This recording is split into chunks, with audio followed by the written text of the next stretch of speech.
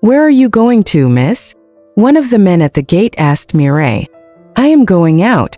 "We would have to follow you then." Mireille leaned back, a bit taken aback by the response. "Follow me? I can go out myself. This is the boss's orders and we have to follow it. You cannot go out without at least 2 guards." Mireille scoffed and rolled her eyes. "I am just going to call him." She reached into her black bag and brought out her phone, and that was when it dawned on her that she did not even have his contact on her phone. "Do you have his contact?" she asked the guard. "A mere guard cannot possess the contact of the boss, but you can get it from the head of guards." Mireille could not help but be surprised at how much Dante was being revered like he was a god. "All right." The head of guards was already walking towards the both of them. "Hello. Can I please have Dante's contact?"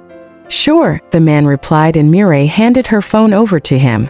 He inputted Dante's contact in it and gave the phone back to Mireille. "Thank you," Mireille whispered and dialed the contact, but Dante was not picking up. She grumbled, walking a few steps away from the stiff-looking guards. She dialed his contact again, and this time he picked up at the second ring. "Hello, princess." His voice came from the other line. "I am about to go out now and I am being told by your men that I can't leave without guards."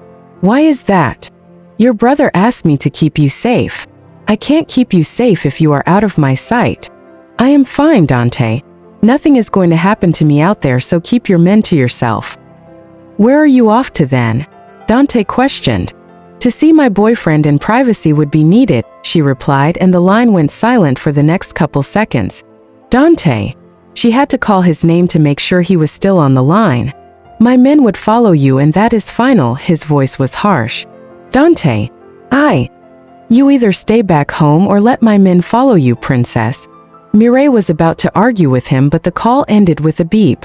She looked at the screen of her phone, annoyed and pissed off. She glanced at her wristwatch. It was past 2 p.m. and the surprise she had prepared for Charles was ready at the restaurant. They were going to dine there, and then she would lead him to the hotel she had decorated and she would give him her first time with loads of other gifts. "Would you like to stay back?" the man asked, and Mireille dropped her phone back into her bag and forced out a smile. "Just 2 guards." "Sure, ma'am." The head of guards selected 2 men and Mireille could not help but sigh as one of them pulled the door of a black car open for her. She had not intended to even take any of Dante's car out, but it was obvious that she did not have a choice now. She stepped into the back seat of the car, and the 2 guards got into another car behind her. "Oh, so it's actually 2 guards and a driver." She forced out a smile to keep her fury in check. "Where to, Miss Mireille?" "Ravenna restaurant." The drive began immediately and Mireille looked out of the window, wondering if this was how she was going to live her life now. Overprotected by her brother's friend.